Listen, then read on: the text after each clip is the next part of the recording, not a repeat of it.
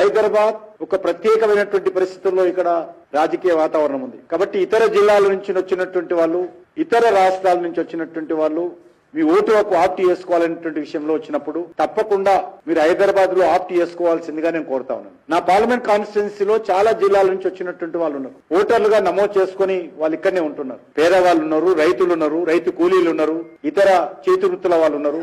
కానీ ఇటీవల కాంగ్రెస్ పార్టీ ప్రభుత్వము మీరు గ్రామాలలో మీ ఓటు లేకపోతే మీకు సంక్షేమ పథకాలు పోతాయి, మీ భూమి పోతుంది, మీ పెన్షన్లు పోతాయని బెదిరిస్తున్నారు.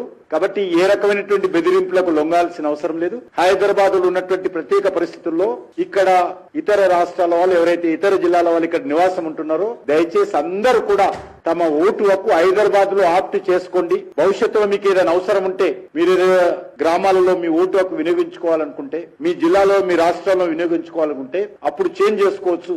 ఇప్పుడు ఉన్నటువంటి ప్రత్యేక పరిస్థితుల్లో హైదరాబాద్ లోనే మీ ఓటు ఇక్కడనే పెట్టుకోవాలి. ఎందుకంటే మీ ఆస్తులు ఉన్నాయి, మీ వ్యాపారాలు ఇక్కడ ఉన్నాయి, మీ పిల్లల చదువులు ఉన్నాయి, ఇక్కడ మీరు ఇక్కడనే నివాసం ఉంటున్నారు, మీరు ఉద్యోగాలు చేస్తా ఉన్నారు. కాబట్టి మీ ఓటు హక్కు ఇక్కడనే హైదరాబాద్ లో పెట్టుకోండి, హైదరాబాద్ ను రక్షించండి అని చెప్పి కోరుతా ఉన్నాను.